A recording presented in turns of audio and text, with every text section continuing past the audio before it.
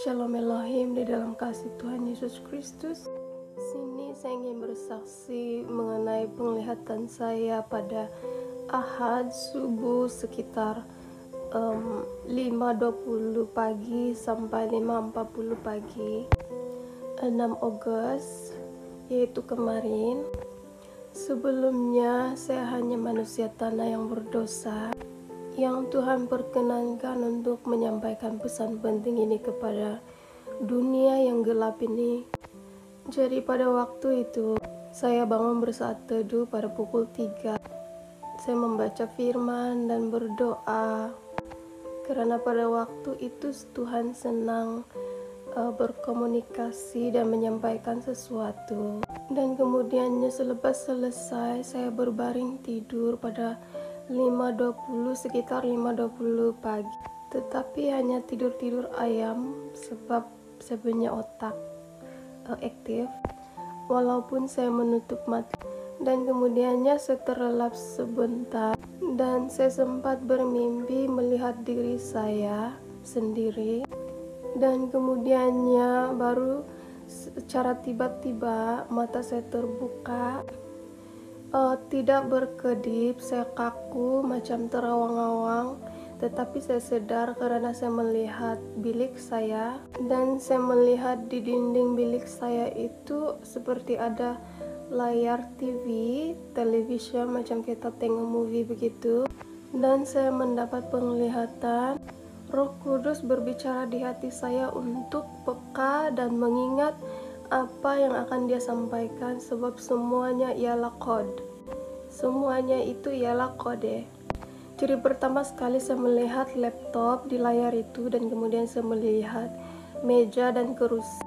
Di meja itu ada satu rak kecil, rak buku, dan ada satu kalender. Tetapi kalender itu saya tidak diperlihatkan tarik apa-apa. Dan selepas itu saya melihat seorang lelaki tua memakai spek. Dia rambutnya itu sedikit beruban, sudah putih. Dia kelihatan tua sudah. Dia duduk di meja itu sambil menghadap komputer.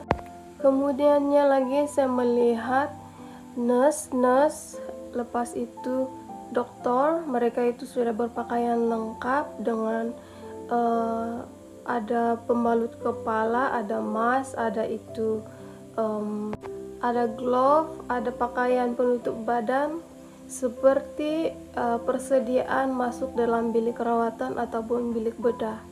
Dan terakhir sekali ialah saya melihat di dinding itu ada jam bulat. Jam bulat itu juga saya tidak diperlihatkan masanya.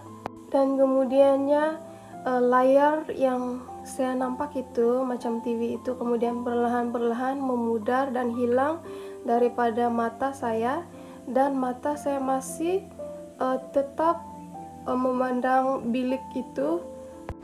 Kemudiannya saya cepat-cepat melihat jam yang saya lihat pada waktu itu ialah 5.40 pagi, dan saya cepat-cepat mencatat apa yang saya diperlihatkan itu, sebab saya tidak mau saya lupa. Jadi komputer itu ataupun laptop yang saya nampak pertama itu berbicara mengenai programming, networking, dan lelaki tua yang pakai spek mata itu ialah orang yang terpengaruh, yang menjadi dalang kepada elit global. Dia adalah dalang agenda elit global itu sendiri. Kemudian kalender dan jam itu berbicara masa, waktu yang sudah ditetapkan. Mereka sudah mempersiapkan semuanya, hanya menunggu waktu untuk dijalankan ataupun dilancarkan. Kemudian nurse dan dokter itu yang saya diperlihatkan itu berbicara mengenai akan ada pandemik baru, penyakit-penyakit baru, suntikan akan diberikan lagi, dan banyak manusia akan masuk ke dalam hospital oleh karena penyakit-penyakit baru, pandemik baru itu, karena mereka itu sudah sedia, mereka sudah berpakaian lengkap. Jadi sebelumnya saya pernah berdoa dengan Tuhan beberapa minggu yang lalu untuk diperkenankan untuk mendapat penglihatan, sehingga saya boleh membedakan apa penglihatan itu seperti apa dan mimpi itu seperti apa. Saya mau mengalaminya sendiri bukan karena saya tidak percaya akan penglihatan. Saya memang mempercayai akan penglihatan, ada penglihatan yang Tuhan beri. Dan Tuhan Yesus sangat baik, Dia memberikan saya penglihatan, Dia memperkenankan untuk saya mendapat penglihatan selepas berdoa dan berpuasa. Jadi di sini saya ingin membagikan sesuatu juga mengenai pesan-pesan di akhir zaman ini. Saksi-saksi yang sudah tampil untuk memberitakan kebenaran firman Tuhan di dimensi roh dan kebenaran. Jika kamu tidak percaya, bukankah lebih baik kalau kamu sendiri itu berdoa, berpuasa, tanya kepada Tuhan sendiri. Karena Tuhan itu kan baik, Dia akan menunjukkan.